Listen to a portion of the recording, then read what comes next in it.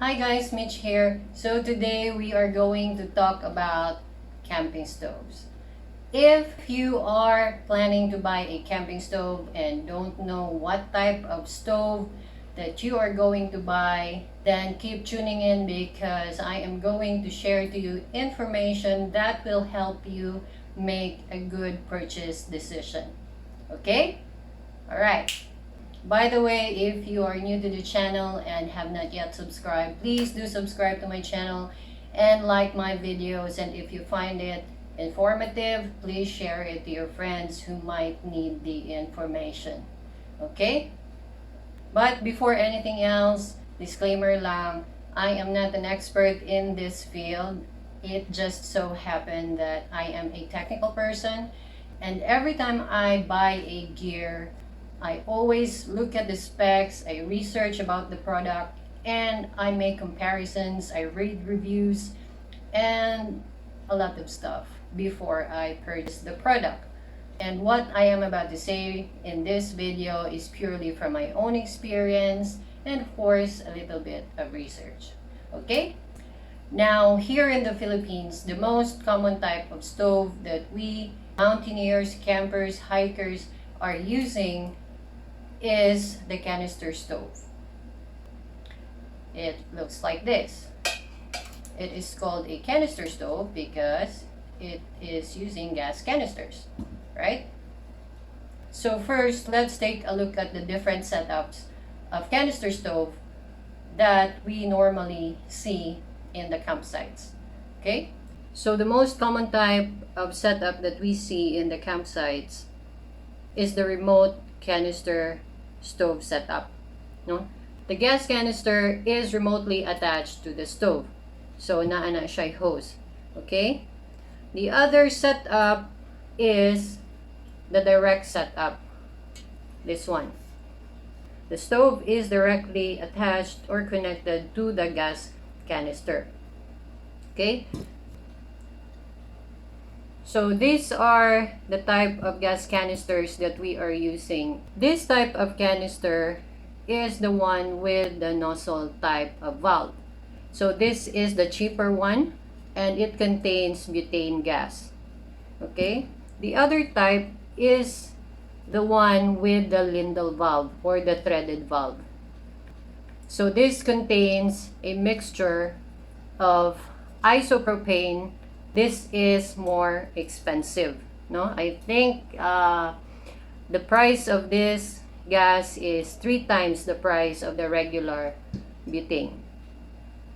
Okay, so the most common question is, pwede ba na ang stove sa regular butane canister, katong tall type? Okay, so we will find out later. By the way, this type of gas canister is maurag yun ni siya, the 250 grams. I've not seen a bigger one. Okay, normally we use this as cartridge sa atong butane gas stove na ginagamit sa shabu-shabu, no? So this is the cartridge that we are using. This type of canister, it comes in 3 sizes. This one. This is the smallest one, which is the 110 grams. This one is the 230 grams. And this one is the biggest that I've seen. I don't know if naapay mas dakuan eh. So this is the 450 grams. Okay? This type of canisters, lahi ni ang iyahang content. This one are the original filled blend of 70% isobutane and 30% propane. Unless kung i-refill ni siya. And speaking about refill, normally, mauni siya nga canister ang gina-refill and is being sold in the market. I strongly discourage you to buy this type of canister that is refilled. No, okay, we would not know as consumers kung kapila na nila gi-recycle. These canisters are non-refillable, supposedly, no? And the many times we recycle this can, the more it is prone to accidents because of overuse of the pin inside. That's just based on my own understanding, and I think that is the reason of the most accidents that happen, especially kung refilled ang canister, no? It's not the gas. This one is supposedly not refillable also, but you can refill it personally using this adapter. You can transfer gas. Say for example, this is half filled na lang, and then this one gamay na lang sad. So you can transfer gas from this cartridge to this cartridge, no, using this adapter, the refill shifter. They call it the refill shifter, no? I'll be making a separate video for that, so that you'll have idea of it. Also, if I need to bring just this small can, I can put gas in here from the big canister. Okay, let's move on. All right, actually guys, there is a misconception that the remote type is safer than the direct type of setup.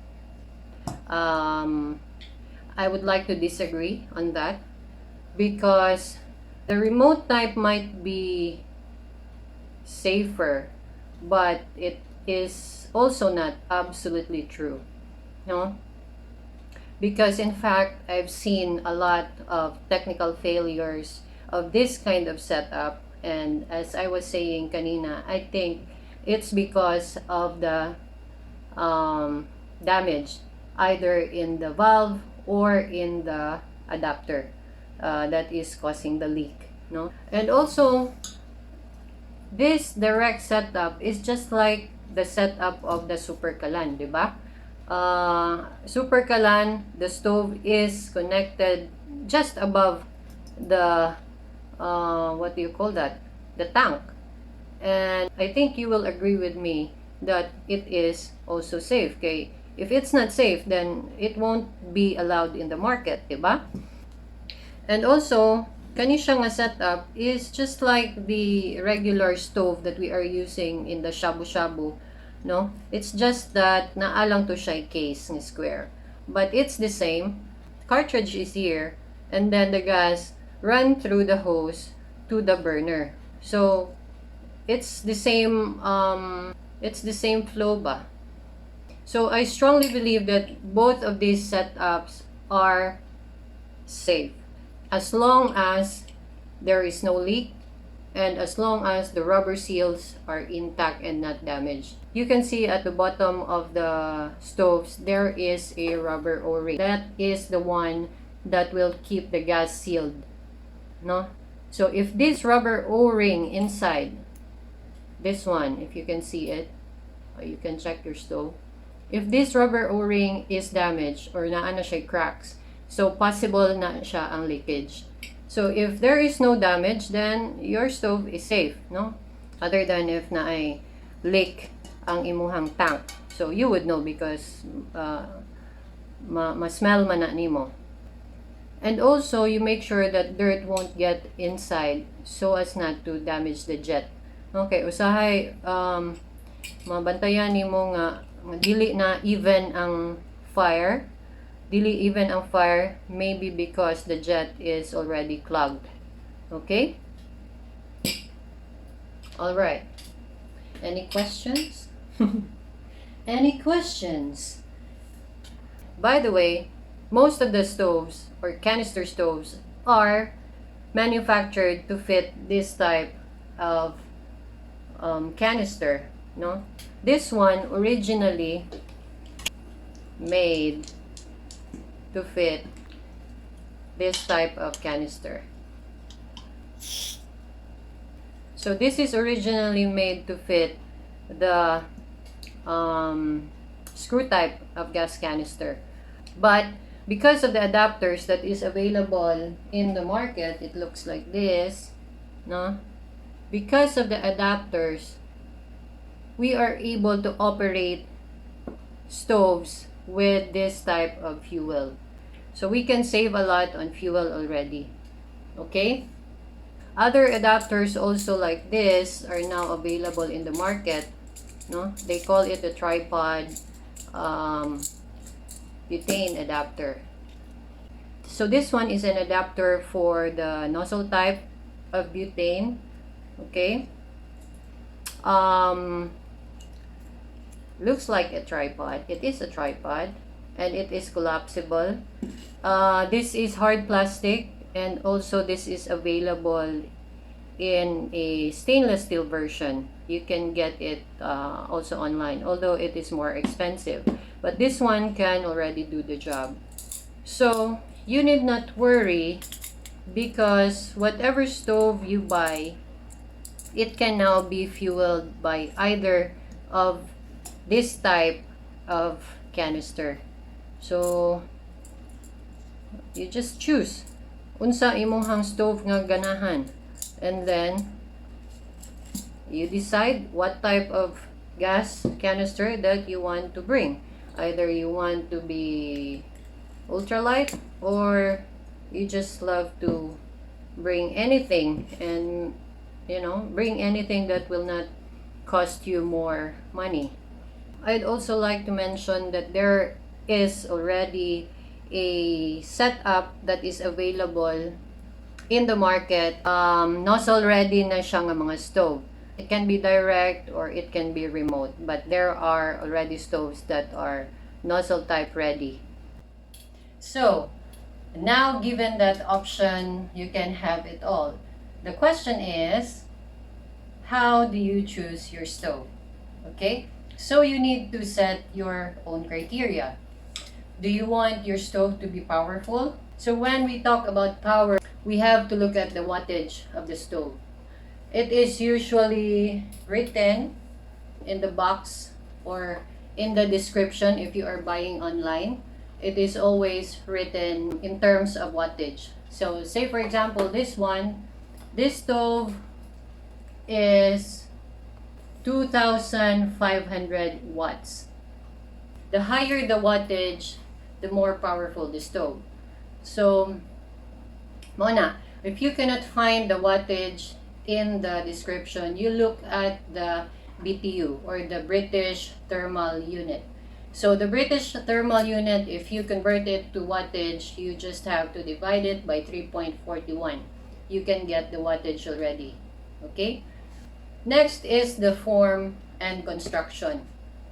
Some people cook only for themselves. Some people cook for their family. Some people cook for a large number of group or friends, mag-share. No? Some people use large pots. Some people use thick pots. So that should be part of your consideration. So if you are looking for a stove that can carry large pots, you also have to choose large stoves, diba? Just like this stove, this is considered lightweight, but it's not very light. For me, given these other lightweight options, for me this is already heavy. So when looking at the form of the stove, no, if your pot is wide, you have to check on the diameter. Not only the burner that can cover a wider portion of your pot, but you also have to check on the diameter of the pot stands. Most stoves are made of stainless steel. There is aluminum alloy, there is titanium, no? And speaking of titanium, you might also want to consider the weight of the stove. Do you want it lightweight, or weight is not an issue to you? So it depends. There are already lightweight, ultralight stainless steel, but if you want to go for titanium, you can do so. It's just that it is more expensive, no? And speaking of the cost, that is also one of the consideration. How much are you willing to pay for your stove? So you decide, because there are a lot of stoves in the market. There are cheap ones who can do the job, but if you really want to go with the branded ones, no, Covea is a good brand. My first stove is Covea. Spider stove is my first ever stove. But this one, I borrowed this one from a friend. Thank you for letting me use this one for the purpose of this video. No, so ako gyud siyang gistudyhan at that time because I always want a lightweight option ever since. So Covea is a Korean brand. You can find it in ROX Ayala. There is also Covea in SM Seaside. And there is Covea Philippines official page in Facebook. So they are really good brand. This one, I think we purchased this in 2017 or before that year. And now it's still doing good. No? I also have another Covea here. This one is the Power Nano. This is very solid. No? It's ultralight. It's around 95 grams. No? This is a very solid stove. You can see that. Very solid stove. So, it's just a bit pricey, pero you get really good value for your money. You will not regret getting Covea. Okay? And another brand is this one. Korean brand also, the Bounce. Bounce is a Korean brand, if I'm not mistaken. And this stove is really of good quality, no? Yeah, naa siya piezo igniter. Kani, this one. This is very rare, and this is the only camping stove that they are selling. Because Bounce, as we know, is more popular sa mga katong pang shabu-shabu nga mga stove nila, di ba? I think I forgot to mention the shape of the burners, no? Different burner shape can produce fire in different direction also. If you can see this one, the fire hose is just facing upward. So the fire is just upright. This one, the fire holes are on the sides and it's a bit slanted like this, so the fire spread is a bit wider. No? You can see. Can you see? Yes. Thank you. This one also, the fire spread is wider because of the slanting position, and the fire holes are on the side of the burner. Okay? And also this Covea, di na siya makita kay naitom na siya, but the fire spread of this stove is wide. So kani siya samot na ni. Mura na ni siya kanang stove nato sa balay, no? It's just made in lightweight version. So ang iyahang fire holes na ara sa kilid. Okay? So mo na siya. This one is the lightest stove that I have. This is just 48 grams. I've used this many times, good, as in. Because this stove is powerful, even if it is very small. Ang only disadvantage niya is the very small diameter. So, ang iyahang fire is concentrated in a very small portion of your pot. Unya, kusog kaayo siya, masunog imong linungag, no, imong rice. But I'd use this when I cook rice, magprito ko and everything. I have no problem. You just need to regulate the fire properly, no?